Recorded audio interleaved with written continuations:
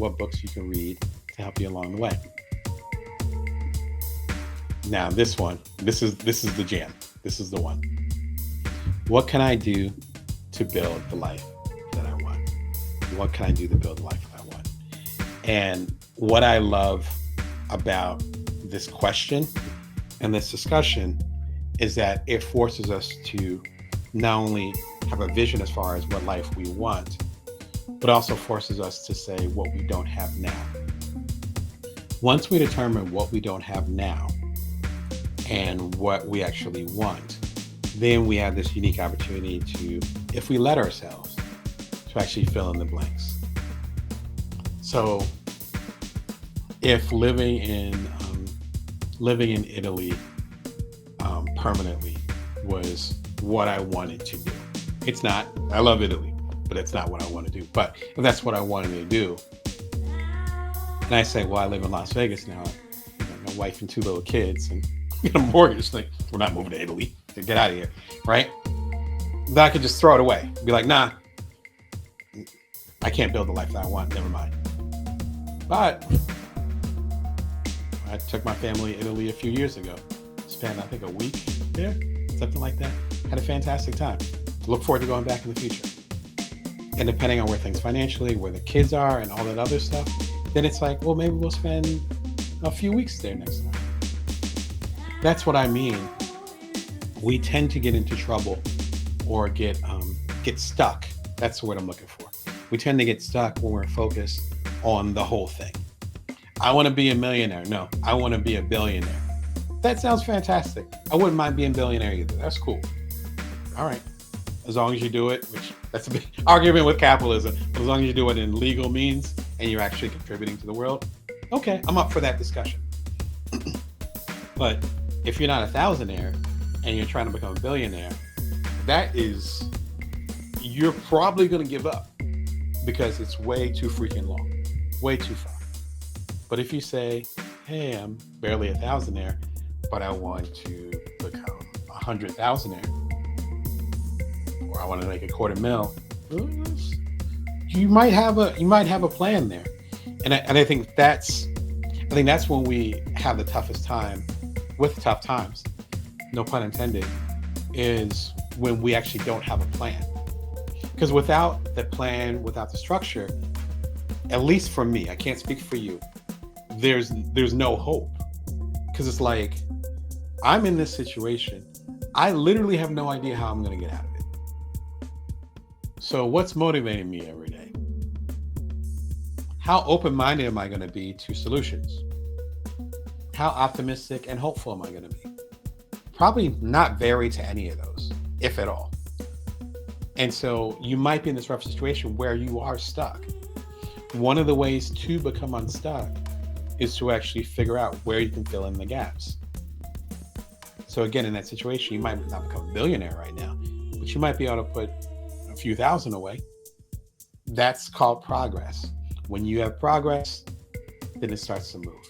Same thing with our relationships. And, I got complicated relationships with some of my family members, even some friends.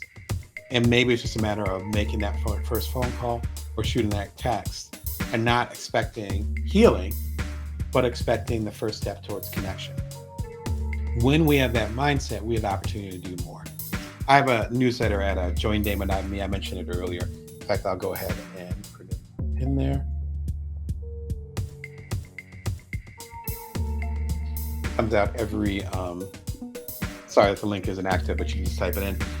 It comes out every Wednesday morning at 5:55 a.m. I just got my first sponsor for the newsletter like a week ago. So the Wednesday before last, exactly a week ago. It was fantastic. I've had a newsletter for going on decades. But this is the first one where it's like, oh, everything lines up. Great, I have a sponsor for it because part of my passive income. If my goal was to say, I'm going to get a sponsor and I'm going to have a sponsor every week as soon as I start my newsletter, and it's going to be bringing in $1,000 a week, blah, blah, blah. How well would I have persevered with doing this weekly newsletter literally every week for at least a decade? And then I had a more casual newsletter, I think I did once a month, decade before that. I wouldn't have made it. It reminds me a lot of course, I'm blanking on his name, unfortunately. And if you happen to know, throw it in the comments. But the gentleman that was talking about the people who survived POW camps, and he was one of the survivors, and the people that believed, oh, okay, they were American and they were overseas. I want to say the Korean War. It might have been Korean or Vietnam War, but they kind of overlapped around the same period of time. Well, let's say the mid to late 60s. And the folks had said, the Americans were like, oh yeah, we're going to be out by Easter. And then Easter comes and they're not out. It's like, okay, well, we're going to be home by Christmas. We'll be eating Christmas dinner with our family. I miss them so much. I miss my wife, but whatever it was. And then that didn't happen. And some of them, it was like years, probably going on a decade. Those folks, from what he said, pretty much died of a broken heart. Speaking of broken heart, but not that healthy broken heart where you feel where you need to be healed, a broken heart as far as you having these expectations and having these expectations so high, and your situation right now is so rough. There's like too much of a gap. He was talking about the paradox. I still forgot his name, but I don't want to waste time on the show. But you can look it up. Stockfield paradox. I might not get the name exactly right, but feel free to look it up. Look up on Google, it will pop up. Maybe I'll do a video about it in the future. Stockdale paradox. That's the name. Stockdale then found that people who said, I think we eventually will get out, but I don't know when. In other words, back to the first question, accepting where they are at right now, knowing that they wanted more, second question, and then finally saying, I know what life I want. I want to be out of this cage and stop getting tortured. I would like to get out of here. I want to go back home. But there's no guarantee I'm going to make it back home. And also, I don't know when I'm going to make it back home, if I make it at all. And you sit with that. That's, shout out to Pema. That's welcoming the unwelcome. That's it. And that's part of the energy that we can bring. If you want to talk more about this type of thing, excellent book. This is a long one. This audiobook is like 7 hours. It's so good. I've listened to it multiple times. Listen, hear what I'm saying. This audiobook's like 6-7 hours. I've listened to it multiple times. And it's like, oh my God, I need to listen to it again. The first time I listened to it, I started it right over again. It's fantastic for walks. Again, I do a lot of driving, so it works really well. Esther and Jerry Hicks talk about how we pull things into ourselves based on what we focus on. Yes, it gets into the idea of the law of attraction, which is kind of like a lot of other stuff over there that's being attached to it. We can ignore that part. What we can focus on is what we focus on. See what I did there? What we focus on actually helps create who we are. It reminds me a lot, there's so many analogies I have today. It reminds me a lot of, it's the Batefield Madoff theory or phenomenon. I actually talk about it again in Build From Now. Build From Now is on my mind right now. I talk about that where if someone says, if you get a new car and it's like a red Volvo, the next day or within those couple of days, you're going to see red cars and maybe even red Volvos all over the place. In other words, the way our brain works, scientifical, the way our brain works is that we notice what we focus on. So if we say, okay, I'm broke as hell, then your focus is on all the ways that money's leaving your pocket. If you say, yeah, I'm broke as hell right now, and also I think there's great opportunities that will come for, that I'm going to keep an eye out for, then your focus is getting a little bit better and you're saying, oh yeah, I'm an eye out for opportunities. And I've been independent for decades. We'll put it like that. You see the gray hair. You know what I mean? And that's what the challenge is. Excuse me. That's what the challenge is that with those ups and downs, what exactly are you going to focus on? Yeah, exactly, Carlos. This is so true. The biggest issue for me and others, I'm sure, is knowing, sorry, smoking my candles kill me. This is so true. Biggest issue for me and others, I'm sure, is knowing what you want to focus on. Exactly. So what do you want to focus on? Again, I've had my share of ups and downs. There's always ups and downs. I can focus on the down. You want more of that? Well, no. I don't want any more of that. Okay. Like that goes back to the first question. Like, the down is here. It's already here. You don't need to focus on it. You know, if you're broke, then you're broke. You know, if you're having issues with your family, you're having issues with your family.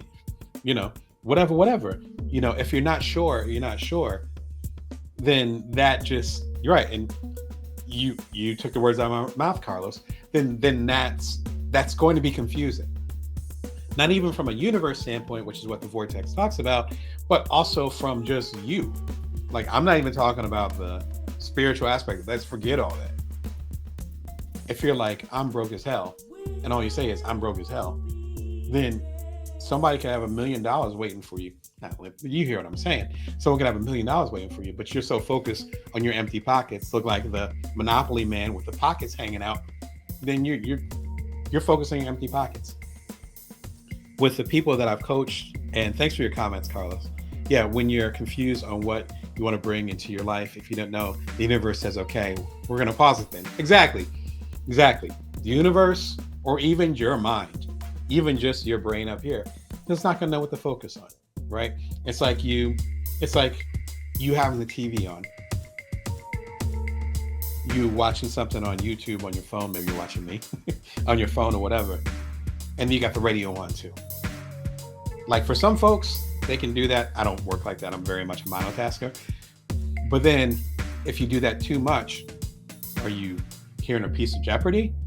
Or they say Wheel of Fortune? You know what I'm saying? You listen to Jeopardy, hearing the questions? Are you watching me on YouTube, or you listen to the radio? Like, what are you doing? So figuring out what exactly you want to focus on. Thank you, Carlos. I appreciate the comment. And yeah, I hear you for sure. And so this book talks about that. And so eloquently. In fact, me talking about it makes me want to listen to it again. So it says a lot there. Some of the challenges that we end up having are actually from conversations that we are avoiding. That sounds like a very serious bar there, as they say in hip hop. I don't know if I just made that up or if I read that somewhere. After you get to a certain point, you read so many books and stuff, you don't know where you got it from. But whatever I just said is true. Those things that that we avoid persist. Joseph Campbell, who the man of the hero of 1,000 faces, and the inventor, or the person attributed to, because it happened before him, the person we attribute the hero's journey to.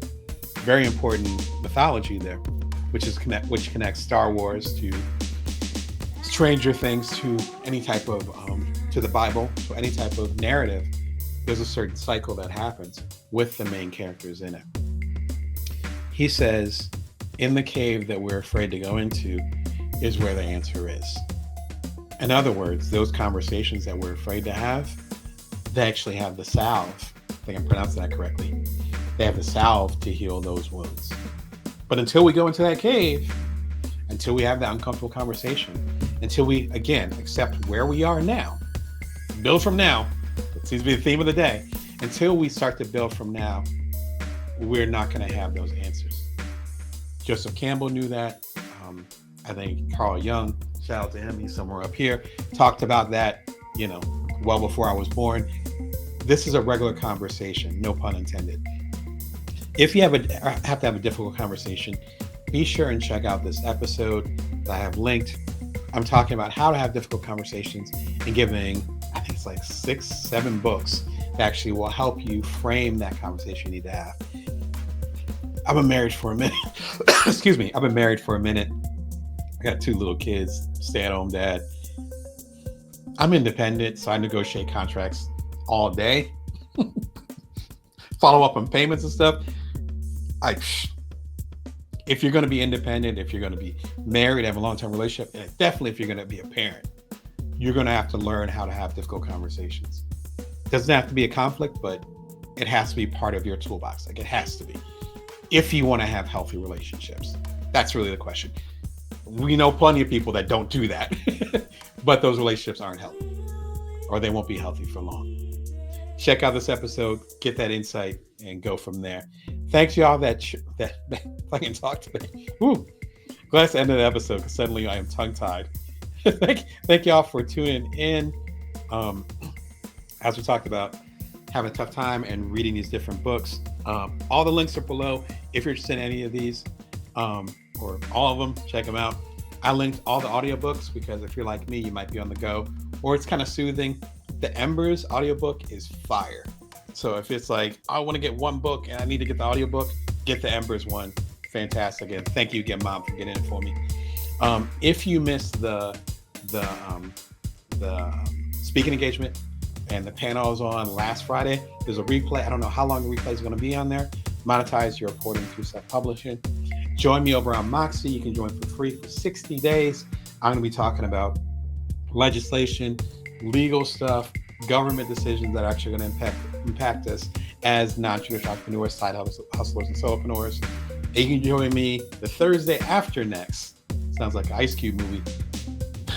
On the 29th, as well as on March 1st, that Friday, I'm going to be involved with the Institute of Independent Journalists conference. Come through, use my link. I think you get a discount with the link too, but check it out.